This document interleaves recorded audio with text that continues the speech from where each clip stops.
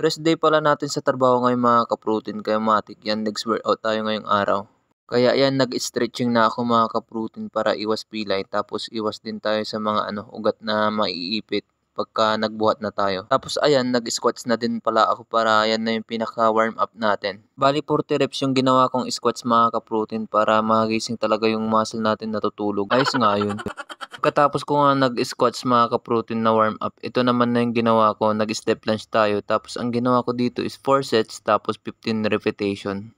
At pagkatapos ko nga nag-step lunge mga ka-protein, kinuha ko naman yung pinakamabigat kong dumbbells tapos ito binuhat na natin. Ang tawag pala sa workout na to mga ka-protein, dumbbell goblet squats. Ngayon ko lang pala nalaman yung pangalan na workout na to mga ka-protein. Buti na lang nag-research tayo. Ayos nga yun. Buti na lang nag-research tayo kundi mapapaya na naman tayo sa mga bashers natin. Ayos nga yun.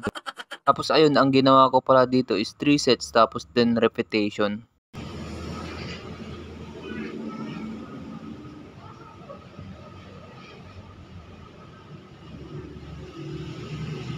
Pagkatapos nga natin nag-dumbbell goblet squats mga ka-protein, ito naman nag-squats na tayo.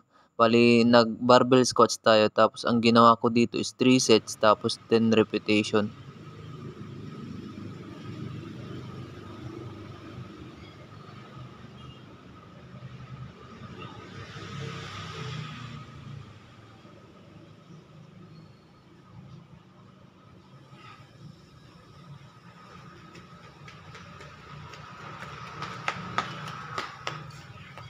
At pagkatapos nga natin nag-squats mga ka-protein, trinin ko na din yung hamstring natin. Nag-RDL tayo.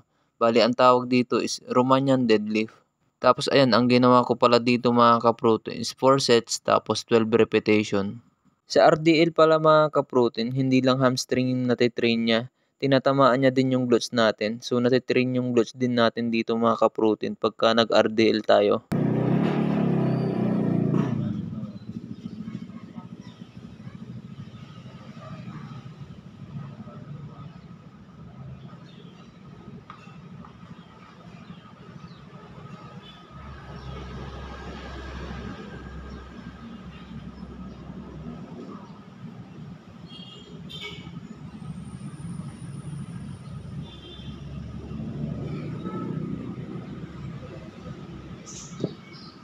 Ito naman na yung huli kong ginawa calf raises. Bali, ang ginawa ko dito mga ka-protein is 5 sets tapos 15 repetition.